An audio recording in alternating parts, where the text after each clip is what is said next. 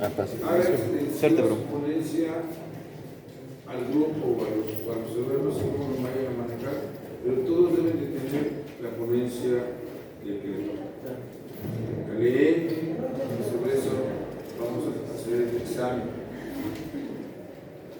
No sé cómo puedo yo, no hasta el final del curso, obtener esas ponencias para irlas calificando en un momento. ¿Cómo le podríamos hacer? Pues con una memoria. Pero como que me da una memoria cada vez cada 8 días. O por correo electrónico.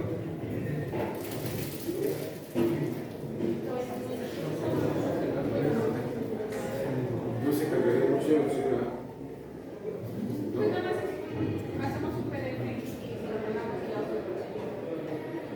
Pero cada vez que termina la ponencia me la mandan. ¿A ese grupo cómo le digo? Pues sí, ¿A grupo o otro grupo? no le El primero, es el primer ponencia. Debo tener 33, ¿no? Al final, yo lo voy a revisar. Puede ser que es un punto,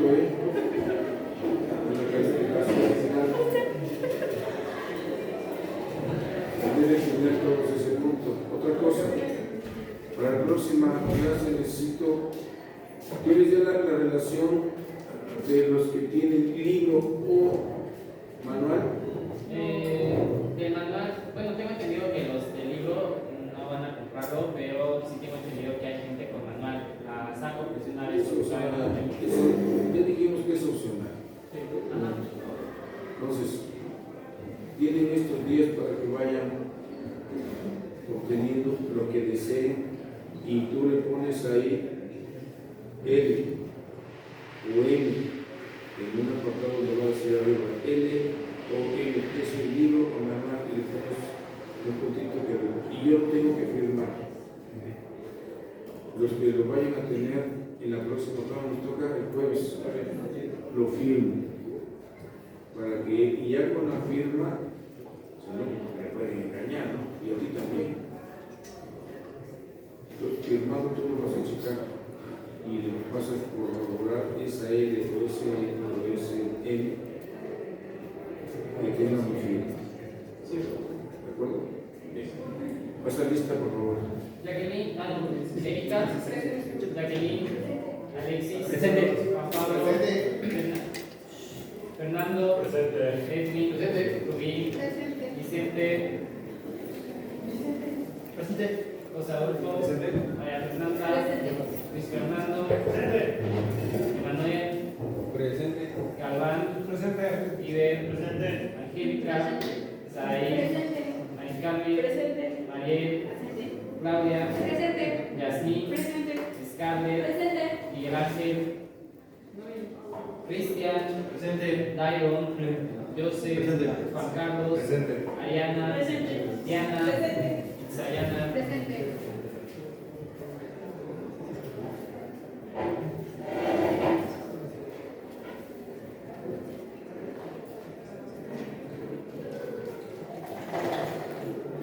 ¿No se pueden apagar estas luces? Sí. Para que pues puedan ver. Sí, se ve mejor, ¿no? Sí. ¿Está bien? Sí. Sí, con estas luces suficiente. Ok, buenos días compañeros. Me conocen, soy César Carrera y el día de hoy les voy a explicar el mecanismo del daño renal. Ya se había puntualizado anteriormente ciertos marcadores que a través del estudio, ya sea del sedimento binario, nos puede dar como ciertos signos o ciertas características que nos pueden hacer creer que tenemos una patología renal. Pero en este caso yo les voy a puntualizar cómo se desarrolla esta patología, ¿no?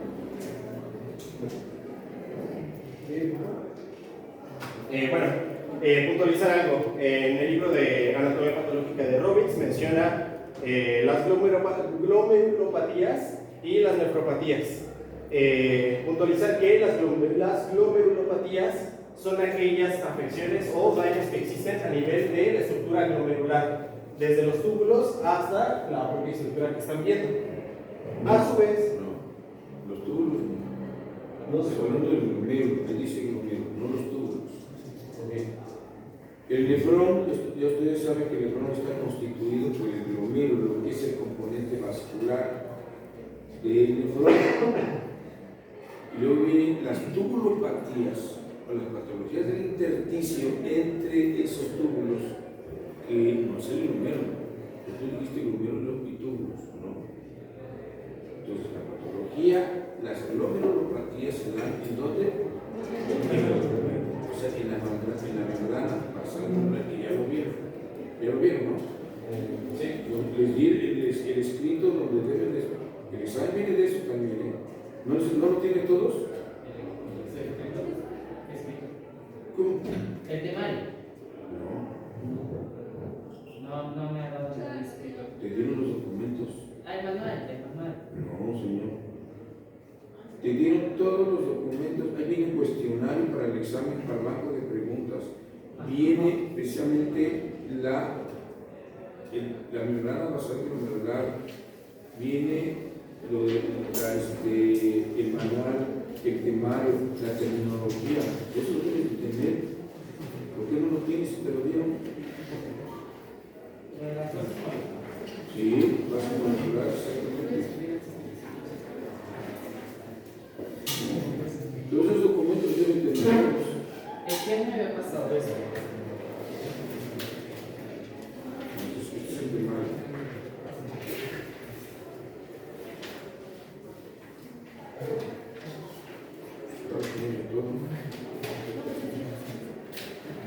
Esto viene en el examen. ¿Lo tiene? Sí. Pero eso estoy hablando, entonces, ¿cómo dice que no? No, pues le había dicho el manual. No, esto no es el manual. Esto no es el manual. Estos son los documentos que te digo que constituyen o van a conformar los cuestionarios, parte del examen y todo lo que es esto. Este diagrama viene en el examen, el primer parcial. No es el manual.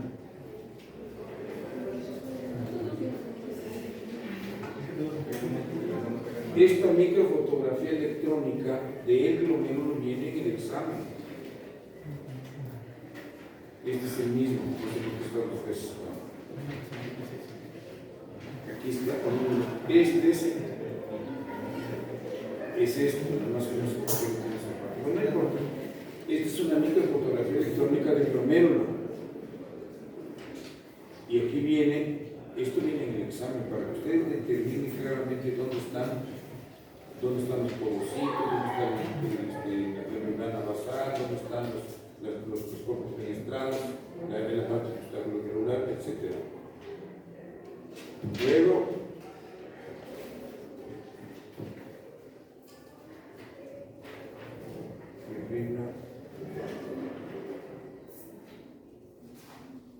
estos son.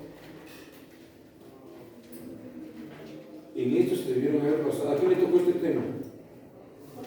Bases moleculares de la barrera de filtración glomerular. Alguien lo tuvo que haber dado. ¿Quién? O te depende, porque no te veo. Bueno, entonces, ese tema, su compañía se debe haber basado en esto. Porque esto viene en el examen. Por eso le mandé estos documentos que tu compañero te dio. Este no es el manual. Esto es lo que ustedes deben tener todos para estudiar. Y aquí viene el cuestionario de 100 preguntas que forman parte del banco de preguntas en el examen final, junto con las preguntas del primero, segundo y tercer parcial. ¿Sí?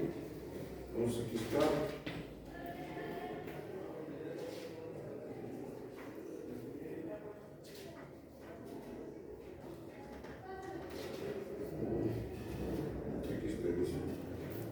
Aquí desde el número 1 a la 5.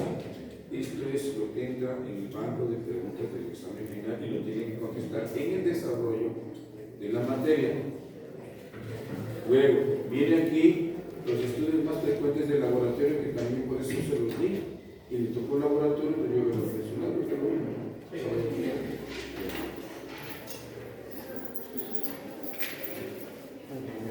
Luego viene el temario. El temario que la UAR nos da para poder saber ustedes bien, pues es mucho muy diferente al que estamos llevando. 3 veces más. Yo se los deben tener para que ustedes sepan que con eso estamos cumpliendo con el programa de la materia. Pero estamos manejando más del programa de la materia, ustedes ya lo vieron. Esto, falta aquí la terminología, no te lo dieron. Y segundo, el manual. Ese no es el manual. El manual de nefrología es la opción para que ustedes puedan tener ese punto. ¿Cómo que no te lo he prestado?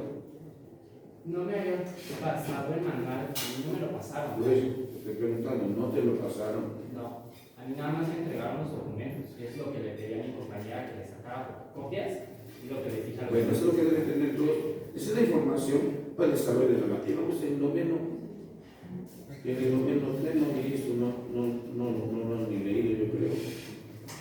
Tienen que empezar todo esto que acabo de decir, tienen que tenerlo todo eso con el cuestionario, checar el temario, la terminología que no les tengo, por eso los traigo. O sea, alguien puede ir al repositorio mismo y puede. Nadie. A la tarde, porque lo tengan ya, porque pues, tienen que presentarlo pues para que lo firmen el manual. ¿Por dónde está su consultorio, perdón? En la primera calle de Daniel González, 323, dice Clínica Urológica. ¿Quién lo ha visto? Está entre la 3 y la 5 norte, está en la pared en La Paz, bajamos a callecita. ¿Tú? ¿Puedes ir en la tarde? ¿A qué horas? ¿A qué horas sales de aquí? Porque a veces a la hora, no me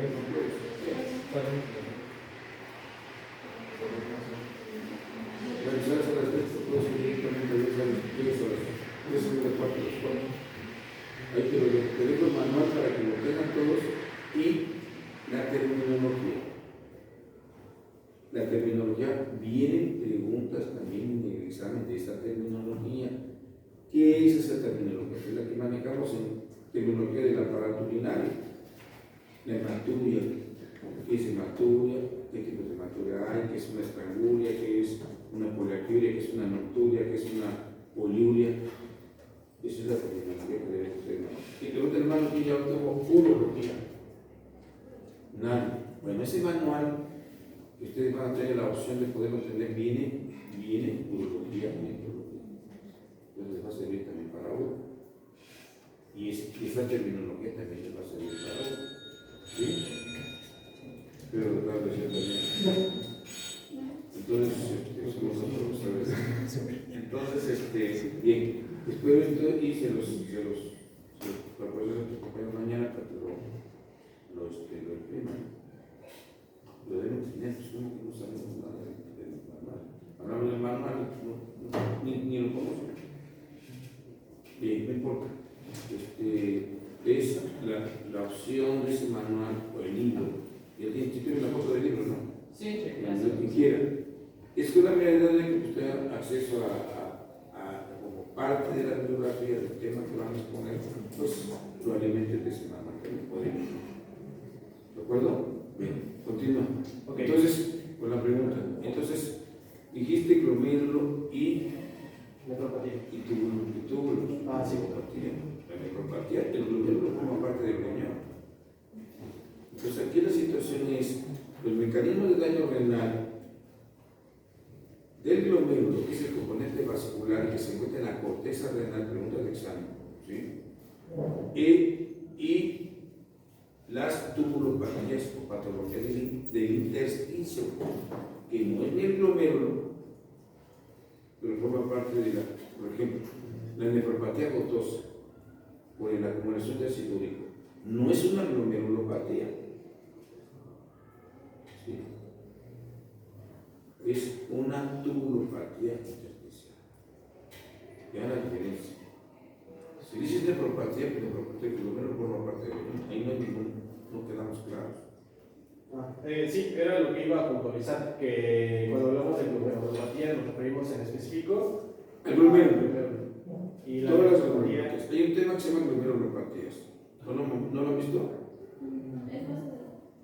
Pues, no lo han visto. Entonces, ahí las glomerulopatías está bien claro cuáles son las patologías del glomérulo. Y aparte vienen las tubulopatías o intersticiales, que es otra situación. Entonces, que quede claro esto, ¿no?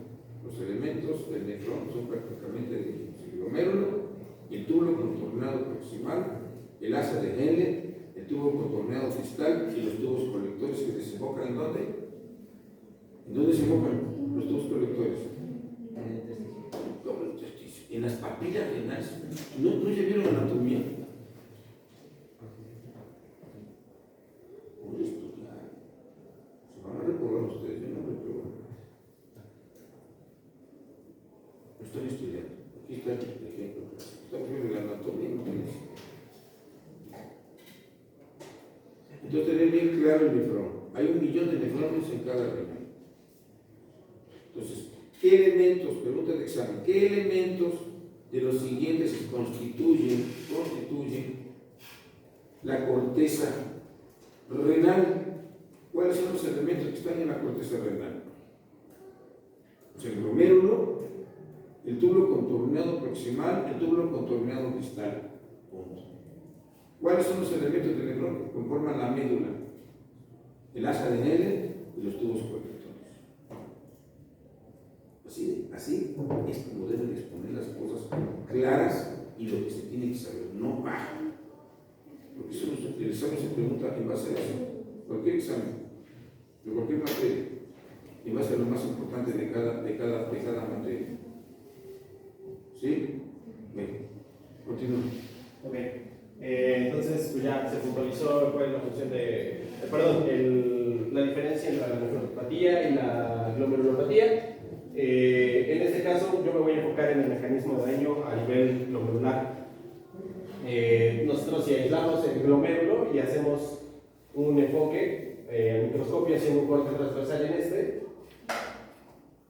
observaríamos ¿qué estructuras resalto en esta imagen? Que voy a puntualizar luego el mecanismo de daño a nivel de cada una. Esto ya lo vimos, ya lo vieron, pues ya lo debieron haber visto. No los mecanismos, sino las estructuras. ¿Ya tienen ese tema? ¿Ya vieron fisiología renal? ¿Ya vieron la base molecular que el profesor les di eso que tienen en la carpeta que le dice el manual? Pues no lo tienen claro. No han estudiado. Si no están acostumbrados a estudiar, por lo menos pongan atención al ponente cuando está poniendo y exponiendo el tema. Por lo menos. Se les quede aquí. No pasen de noche o durmiendo el tema. Es una falta de respeto al ponente. Ya se lo he dicho. Ok. Entonces, continuando con esto, resaltaría estructuras en particular. Primero tenemos que hay un epitelio que rodea la capa del glomérulo. Es el epitelio parietal. Tenemos el epitelio parietal y el epitelio visceral, estructura a la que llamamos podocitos. Si se dan cuenta, a lo largo de toda la estructura se encuentran o podemos observar diferentes fenestraciones. Mencionamos, o al hablar de la función del glomérulo, este está encargado de filtrar el plasma, el contenido de este. Entonces, se va a encargar como de secretar a través posteriormente de la orina los contenidos de desecho o cosas que no nos sirven prácticamente. Entonces, ¿cómo lo logra? A través de estas fenestraciones. El contenido del plasma cruza la membrana y es aquí donde tenemos esta membrana. Y si nosotros hacemos un enfoque más detallado a la membrana, vamos a encontrar estas cosas que llamamos pedicelos. Estos pedicelos tienen una estructura muy particular y es que son como si fueran hendiduras. Yo lo vería como baches. Imaginemos que corre agua por una calle llena de baches. Si se dan cuenta, ¿qué se guarda en esos baches? Pues tierra, o sea, como que se guarda agua. Entonces, estas estructuras, imaginemos que están recubiertas de proteínas altamente especializadas que nos van a ayudar a regular qué cosas obtenemos, con qué cosas nos quedamos y cuáles desechamos. ¿Qué sucede si existe una alteración? La alteración se da al nivel más microscópico o al más especializado. Primero es el punto de principal daño y es a nivel de esta estructura que, pues, prácticamente salud. Todo lo que vamos a explicar gira en torno a esto y esto es lo que debemos de prevenir. Siguiente. Pues ya tenemos esta fotografía electrónica y pues lo que les mencionaba. Tenemos el epitelio visceral, lo que llamamos podocitos, que pues es una parte de la pared capilar que se va a encargar de filtrar el plasma. Luego tenemos el epitelio parietal, que es el que rodea el espacio de Bowman o el espacio urinario, siendo esta la primera cavidad en la que se acumula el filtrado del plasma. Tenemos aquí el filtrado urinario, tenemos la porción del epitelio parietal y la porción del epitelio visceral en este lado. Sí, por favor. Esto que está comentando su compañero son las bases moleculares de la membrana basal-glomerular. Ya lo tiene lo que le llaman ustedes manual. Ya lo debieron haber visto. Ese tema. Es un tema este, ya se vio. ¿Sí lo dio niña? Y levantó la mano que ya dio el tema. ¿Sí habló usted de esto? Sí. ¿O qué fue lo que diste? Pregunto. Sí, fue filtración glomerular. Estudie, por favor, esos documentos que tienen en esa carpeta. Y en esa carpeta voy a llevar el examen. En las bases moleculares, si no conocemos eso, no entendemos la patología que llevamos a ir abordando poco a poco. Todavía no abordamos la patología. Todavía están en las bases. Lo que está diciendo su compañero. Son los mecanismos de daño que es lo que va a ocasionar patología. En este caso, glomerular, que es la más importante.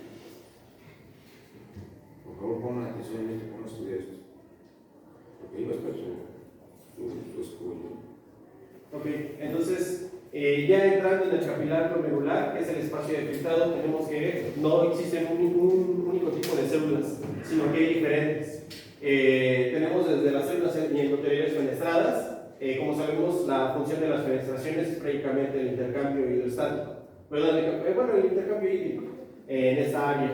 Luego tenemos a la membrana basal glomerular. Esta es una capa central compuesta por una lámina densa y dos capas más delgadas. Estas son periféricas y electrotransparentes, es decir, no tienen una función en el intercambio electrostático. Falta de respeto que estén hablando y platicando. Pero eso no saben. Esta está formada por colágeno tipo 4. Aquí puntualizo el colágeno tipo 4, ya que hay ciertas patologías en las cuales nosotros podemos tener una deficiencia en la formación de este tipo de colágeno y empezamos a hablar de un tipo de glomerulopatía. Si no logramos utilizar el colágeno tipo 4, la membrana basal empieza a fallar en su función de filtrar el plasma y pues obviamente empezamos a liberar proteínas, que es lo que primordialmente nos da una señal, un inicio de que existe un daño o una alteración. Tenemos que a nivel de esta capa también tenemos la laminina, que es un tipo de proteína especializada, los protoglucanos, fibronectina, que es también muy importante a la hora de hablar de daño renal, a la hora de la formación de la matriz extracelular, y otro tipo de glicoproteínas. Luego tenemos las células mesangiales. Estas están localizadas en la matriz mesangial, entre los capilares que dan soporte al penacho glomerular. Estas tenemos que son células contráctiles y proliferativas con función de depósito de colágeno y componentes de la matriz extracelular. ¿Por qué puntualizo lo del tema de la matriz extracelular? ¿Sí? Porque a nivel de esta, cuando nosotros tenemos un mecanismo de inflamación, empezamos a formar demasiada matriz extracelular y se empieza a producir una alteración en la producción de colágeno. Entonces, enfocándonos a la imagen que les mostraba anteriormente, pues ya lo que les comentaba. El glomérulo está encargado de la función de ultrafiltrado del plasma a través de los capilares glomerulares, y la membrana basal. También la proteína más importante que está en esa zona que les comentaba como de baches es la nefrina, proteína altamente especializada en regular las moléculas que son importantes para nuestro cuerpo y cuáles serán de desecho. Cuando hablamos de nefrona, justo lo que comentaba el doctor, hablamos ya de toda la estructura, aparato extraglomerular, la cápsula de Volkmann y los túbulos. Tenemos que pues, es la unidad funcional del riñón y pues, además de la que había mencionado, tenemos la red tubular, el intersticio y el entretejido vascular. En el entramado túbulo intersticial tenemos que representa cerca del 80% del volumen renal, que prácticamente son como estas vías por las cuales viaja el plasma y por los cuales es tan grande porque el filtrado es altamente especializado. Tenemos que en estos túbulos están las células intersticiales de tipo 1, que son los fibroblastos V-like, o células similares a los fibroblastos. Estas están encargadas de la síntesis de la matriz extracelular, así como de su degradación. Luego tenemos las células intersticiales tipo 2, que son los monocitos derivados de macrófagos. Esto es muy importante, perdón, porque pues obviamente constantemente estamos hablando de que tenemos infecciones a nivel pues del riñón. Entonces necesitamos tener un tipo de células especializadas que funjan como ese mecanismo de seguridad o del sistema inmune que está situado en este tejido. Luego, y con la parte de mecanismo de sangre.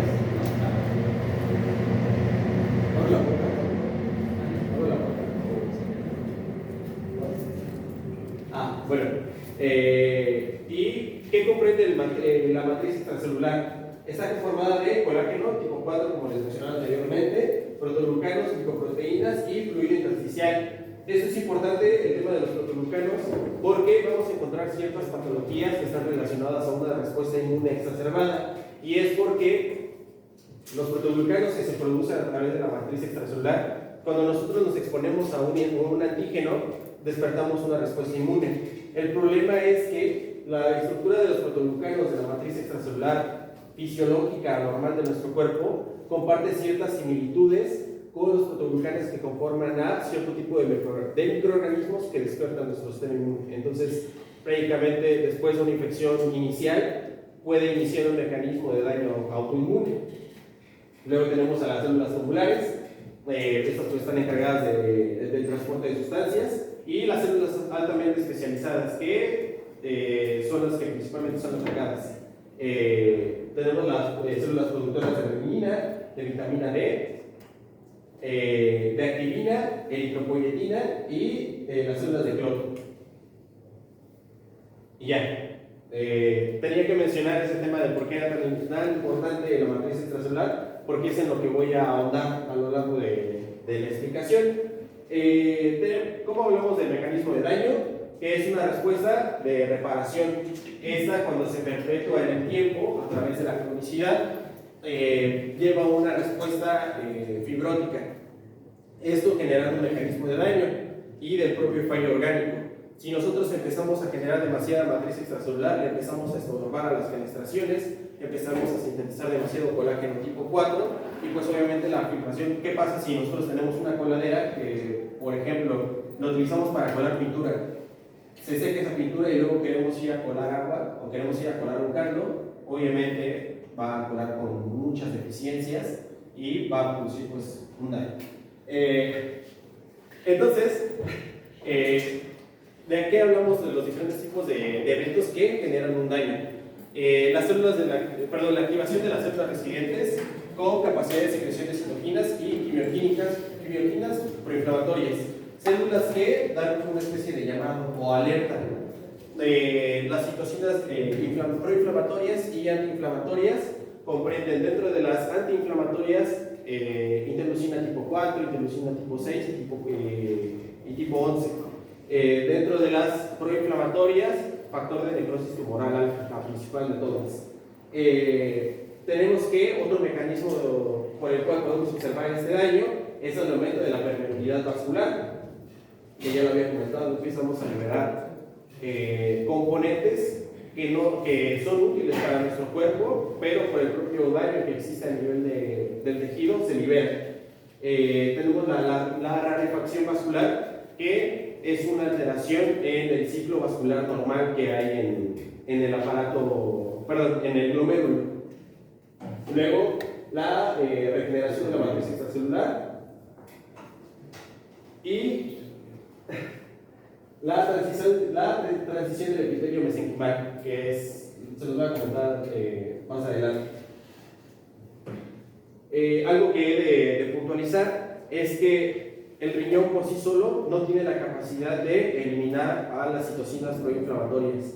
Entonces necesita, a través de mecanismos ajenos a la función renal normal, o sea, como componentes que vienen de otros lados a apoyar para llevarse a las enzimas proinflamatorias. Eso también nos puntualiza que si no tenemos esos componentes que nos permiten llevarnos esas citocinas, el mecanismo de daño se mantiene. Entonces, pues ya, la inflamación como un proceso tisular está constituido por fenómenos moleculares, celulares y vasculares. Esto con la finalidad de defender al órgano frente a agresiones. Se liberan mediadores bioquímicos, estos tienen diferentes funciones y finalmente nos llevarán a la reparación. Puntualizo el tema de la reparación porque el daño a nivel del riñón es por una alteración en la reparación normal. El riñón, por ejemplo, haciendo una analogía, el hígado es un órgano que tiene diferentes mecanismos o componentes por los cuales la matriz extracelular puede regenerar el tejido. Entonces, por eso es que hay, por ejemplo, trasplantes de hígado, y el hígado termina por regenerarse por su alta capacidad de generar matriz extracelular, y que la matriz extracelular posteriormente lleve a la generación o a la especialización del tejido y que pues cumpla su función normal. En este caso, en el riñón no. Nosotros, como una forma de reparación, se empieza a secretar esta matriz, y ante una alta producción de matriz extracelular después nos podrá llevar a una fibrosis. ¿Y cuál es la célula encargada de esto? Es el miofibroblasto. Tiene múltiples funciones y está estrechamente relacionado al desarrollo de fibrosis renal. Dentro de sus funciones resalto que secretan proteínas anti y proinflamatorias, están encargados de segregar colágeno tipo 4, procolágeno, tropoelastina, proteoglucanos que forman de la matriz extracelular, y a su vez cuentan con receptores para estrógenos y esteroides y hormona tiroidea. Esto es muy muy importante porque si nosotros tenemos una alteración a nivel endocrino, pues de la glándula tiroides o a nivel hipoficiario, generamos un daño, o bueno, decimos, sobreestimulamos la función del fibroblasto y empezamos a formar matriz extracelular y pues hacemos daño, ¿no? A su vez también se encarga de producir vitamina D y factores de crecimiento, y junto con esto la expresión de eritropoyetina, que pues sabemos es la que va a favorecer la eritropoyesis a nivel de la médula. Cuando hablamos del TEM, que era lo que puntualizaba anteriormente, es la transdiferenciación del endotelio mesenquimal. En esta, las células epiteliales sufren, bajo circunstancias preinflamatorias, una transformación en células mesenquimales o fibroblastos, adquiriendo así sus marcadores bioquímicos. Obviamente, si nosotros tenemos una célula que tiene la función de tener estas fenestraciones muy bonitas, estas células que se encargan de secretar proteínas altamente especializadas, y de la nada este tipo de células cambia su función a secretar matriz extracelular, pues obviamente va a ocasionar un daño, ¿no? Y una alteración en la filtración normal. A su vez, otro mecanismo de daño que podemos encontrar es la pérdida de la microvascularidad renal. Esta alteración que conlleva la hipoxia, lleva a la hipoxia tisular y desencadena una respuesta inflamatoria y fibrótica. La hipoxia estimularía la producción de factores proangiogénicos, como el factor de crecimiento endotelial vascular o el factor inducido por hipoxia. Esto promueve la expansión de la matriz extracelular en el intersticio y de la degeneración vascular. En pocas palabras, y explicado a muy sencillas palabras, obviamente, como son espacios altamente especializados, la vascularidad no va como de lleno. Entonces se hacen como pequeños espacios o pequeñas ramificaciones por los cuales se permite la filtración. Entonces, prácticamente se convierte en un círculo vicioso en el cual tenemos un problema de hipoxia. La hipoxia genera la producción de enzimas proinflamatorias. Las enzimas proinflamatorias cambian la función normal de las células las células que comprenden a todo el nefrón y pues daño, ¿no? Después de esto tenemos que el desarrollo del fallo renal, lo que les comentaba, ¿no? Está generado a través del proceso inflamatorio y fibrótico, junto con las consecuencias de este. Las consecuencias clínicas de este proceso de inflamación y posteriormente fibrosis, pues ya a nivel glomerular es el paso de proteínas a través de la red tubular, que el signo que encontramos en los laboratorios es la proteinuria, generando así toxicidad celular. Y a nivel de túbulo intersticial tenemos que puede provocar alteraciones en el manejo hidroeléctrico y determinados solutos que son importantes para la función fisiológica normal. Hay una estrecha relación entre la función cardiovascular con la del riñón. Si nosotros no tenemos un correcto filtrado glomerular, prácticamente tendemos por afectar la vascularidad o la función del endotelio de nuestro cuerpo, y tiene estrecha relación entre tener un daño renal con la generación de hipertensión arterial. Y pues ya tenemos esta imagen muy bonita en la cual tenemos que procesos de inflamación nos llevan al daño renal. Los procesos de inflamación estimulan a los miofibroblastos, generando fibrosis. La fibrosis produce una alteración a nivel de la función normal de las células. Y cuando tenemos una alteración de la función normal de las células, nuestro cuerpo trata de regular estos cambios y genera un proceso de apoptosis. La apoptosis no mediada termina por desencadenar inflamación. Entonces se convierte en un círculo vicioso entre estos tres procesos que son los más importantes al hablar del mecanismo del daño renal. Factores predisponentes para diabetes mellitus, el fallo cardíaco, infecciones y una enfermedad sistémica, como lo puede ser la hipertensión arterial. Y ya, los factores protectores que había mencionado entre las células altamente especializadas son la célula de Cloto y los antisenes, ¿qué hacen estas células o qué hacen estas moléculas en particular? Simplemente bloquean el sistema de generación de matriz extracelular. Y ese es un ejemplo, a sencillas palabras. Y pues ya, cuando nosotros hablamos de una enfermedad renal crónica, tenemos como principales manifestaciones clínicas la presencia de proteinuria, alteraciones hidroeléctricas, alteraciones en el equilibrio ácido-base. No sé si recuerdan, bueno, no llevamos fisiología, pero en fisiología se comenta que en los túbulos contorneados distales es donde se da esta zona de absorción del bicarbonato. Entonces, en los túbulos contorneados distales es uno de los puntos principales a la hora de hablar del equilibrio ácido-base en nuestra sangre. Entonces, si tenemos un problema a nivel de esas estructuras, pues tenemos una alteración, ¿no? En el equilibrio ácido-base, lo cual nos lleva al uso de acidosis. A su vez, por la estrecha relación entre el riñón y el corazón, cuando hablamos de ya una enfermedad renal crónica, genera hipertensión, una calcificación sistémica, porque por lo mismo, los microfibroblastos trabajan con calcio. Entonces, podemos, a través del mecanismo del daño renal, generar pues, estos litos conformados por calcio que pues, generan una alteración más grande. Luego tenemos la generación de anemia por la propia disfunción en la eritropoyetina y a su vez, si no tenemos la capacidad de retener aquello que nos sirve, pues obviamente tampoco vamos a tener la capacidad de difusidad con aquellas toxinas que se mantienen en nuestro torrente sanguíneo. Entonces nos llevará a un acúmulo de toxinas urémicas. Y ya, solamente para hacer una especie de resumen de cuáles son las moléculas más importantes del daño renal o relevantes para la inflamación y posteriormente fibrosis, son las proteasas. Las proteasas son enzimas secretadas por los monocitos y los macrófagos, En pocas palabras, pues son sustancias segregadas por células del sistema inmune que pues digieren los componentes de la membrana basal glomerular y pues alteran su permeabilidad, provocando así hematuria. Una alteración en el sistema de complemento.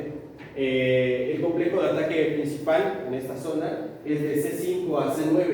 Este puede producir una lesión lítica a través de la formación de complejos inmunes. Este daño radica específicamente a nivel de la membrana celular. Además de esto, y algo que sí es muy importante, y es a la hora de hablar de metabolismo, es la producción de radicales libres de oxígeno. Estos son producidos a través de un metabolismo normal. Nosotros siempre producimos radicales libres de oxígeno, pero tenemos componentes que nos permiten mediar la producción de estos radicales. Pero obviamente cuando el metabolismo está exacerbado por una alteración o porque exigimos demasiado a nuestro riñón, lo que hace es que se produce una alteración una alteración en el equilibrio redox. Entonces, ¿eso qué quiere decir? Empezamos a producir demasiados radicales libres de oxígeno y pues como bien sabemos, una de las principales características de estos radicales es que son moléculas muy reactivas, como dice su nombre, ¿no? Entonces, interactúan con la membrana y principalmente con los péptidos que conforman a nuestras células. ¿Esto a qué nos lleva? Cuando este radical libre de oxígeno interactúa con la membrana, lo que hace es que le quita moléculas. Entonces, después de esta conjugación, lo que hacen los péptidos de esta membrana es que hacen un efecto que se llama lipoperoxidación. La lipoperoxidación estimula a células del sistema inmune activando el factor de necrosis tumoral alfa.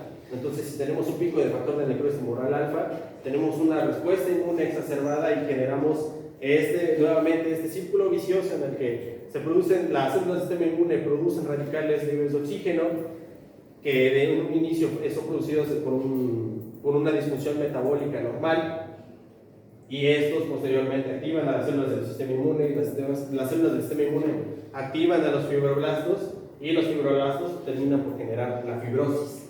Y ya solamente puntualizando, a modo de resumen nuevamente de lo que mencioné en esta presentación, ante una agresión tenemos que se produce una respuesta reparadora inflamatoria que se perpetúa en el tiempo, lleva a la fibrosis. Como segundo punto tenemos que la activación de las células residentes con capacidad de producción de citoquinas proinflamatorias y antiinflamatorias llevan un aumento en la permeabilidad vascular, la refracción vascular, la generación de matriz extracelular en esta zona y finalmente un proceso de transición en el epitelio mesenquimal. Esto quiere decir, pues perdemos estas células altamente especializadas y tenemos células que no son capaces de realizar su función fisiológica normal. Y finalmente tenemos que el riñón lesionado es incapaz de depurar sustancias proinflamatorias por cuenta propia, generando una perpetuidad en el daño. Y pues eso sería todo. Un aplauso para su compañero. Yo creo que vengo un poco árido del tema porque no tienen conocimiento todavía de las bases moleculares de la membrana basal. Ustedes no conocen los porocitos, no conocen el mesanque, no conocen la parte extraglomerular, todas las situaciones anatómicas que conllevan el glomero, el riñón o el nefrón, en otras palabras, pues no vamos a entender. A lo largo del desarrollo del tema, de los temas, vamos a llegar a la patología, deben tener estas bases muy claras. No entendemos la patología. El dolor de patología. No hemos explicado todavía nada de patología. Estamos hablando de las bases para poder entender. Por favor, estudien. ¿Cuál es el tema que sigue? Ahí empezamos ya con eso. Las preguntas a compañeros lo que ya vimos los mecanismos, los datos de daño de la orina, toxina. ¿Tienen toxinas olímpicas? ¿Nadie lo ha dado todavía?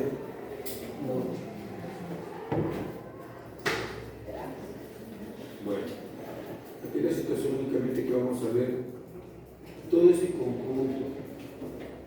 de signos y síntomas que el paciente con daño renal va a manifestar, las englobamos en dos situaciones: en el síndrome nefrítico y en el síndrome nefrótico.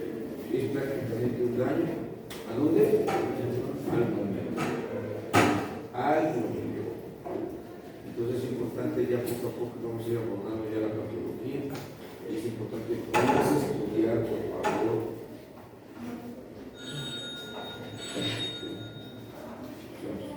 Bueno, vamos a comenzar con el tema de síndrome nefrítico y síndrome nefrótico.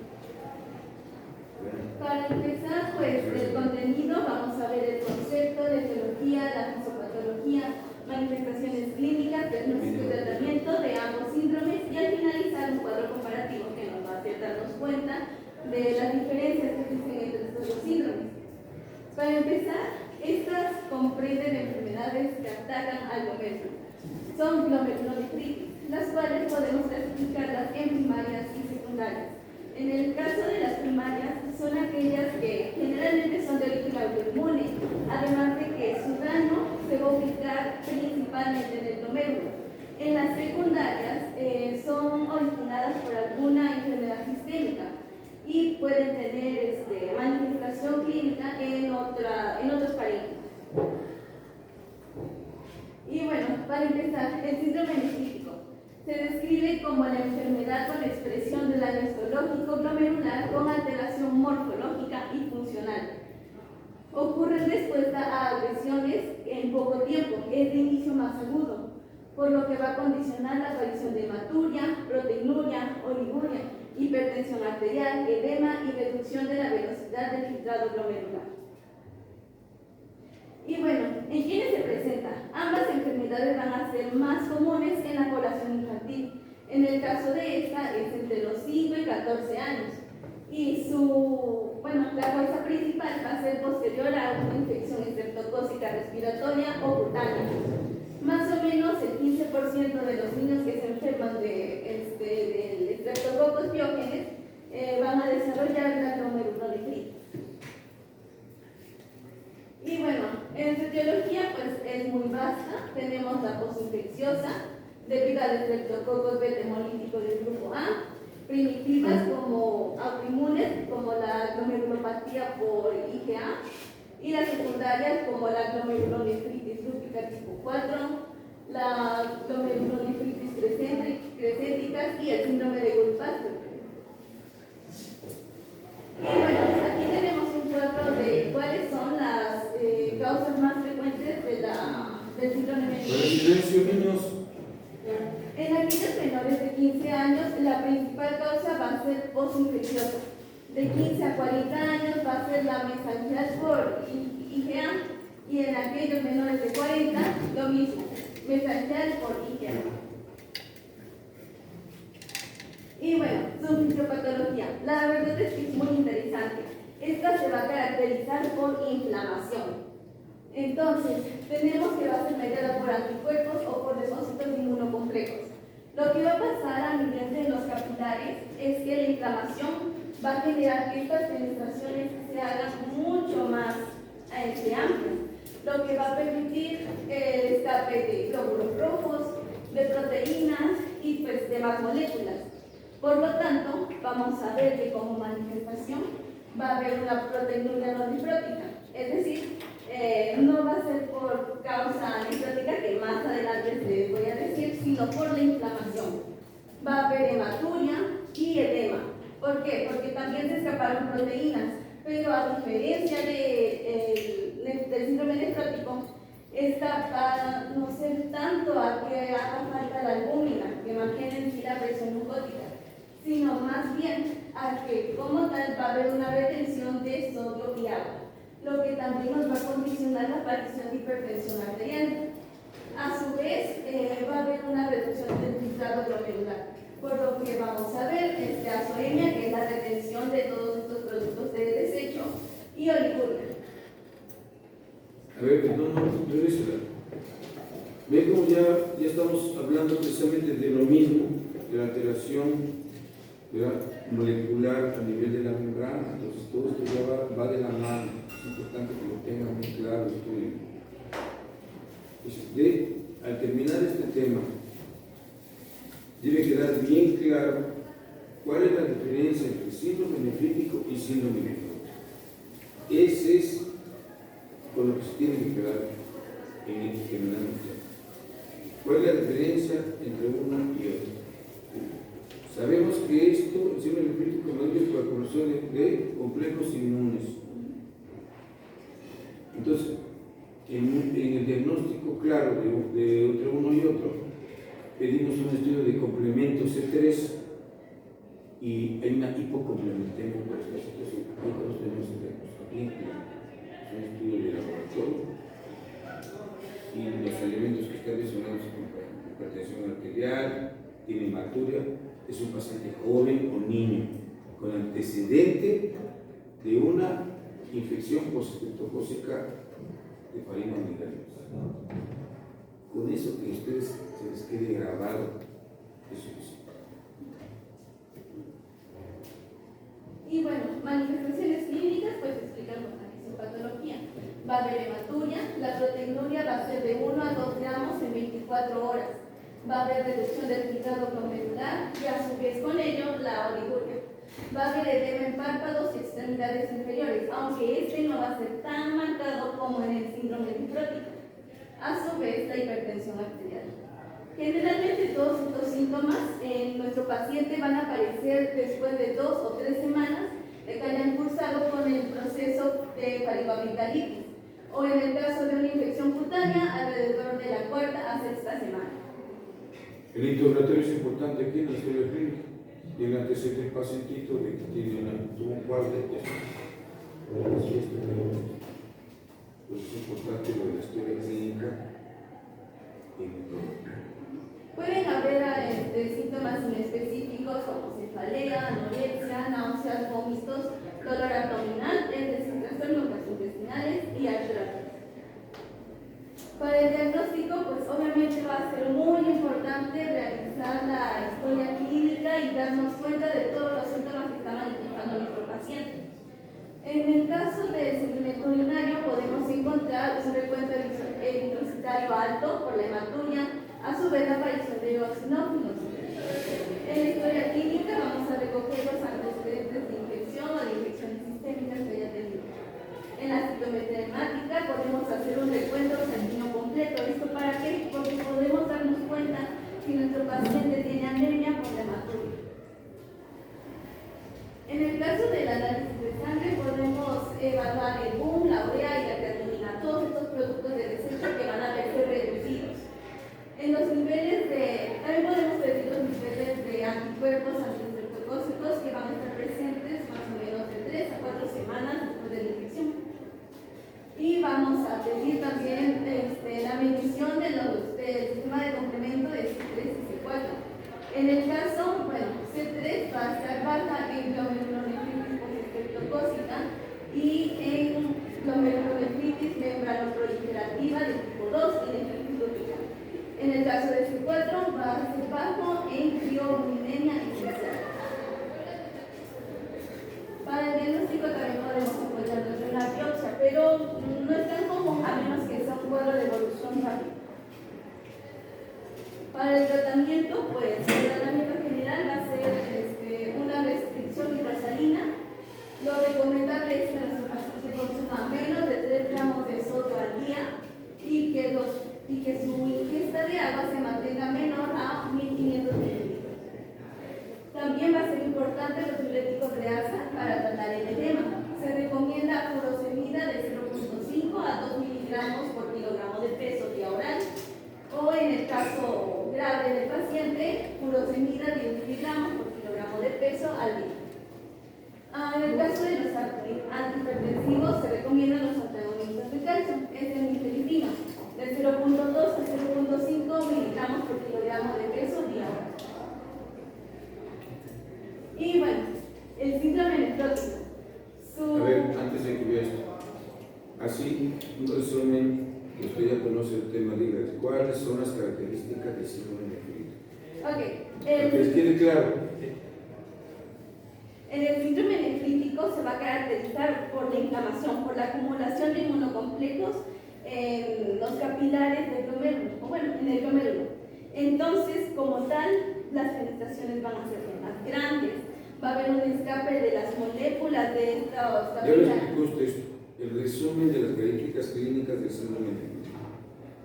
Bueno, con este escape vamos a ver hematuria, vamos a ver proteinuria, pero en el caso del edema va a ser un edema no nefrótico, ya que aquí como tal el edema va a deberse a la retención de agua y de sodio, no va a ser tan marcado como en el nefrótico.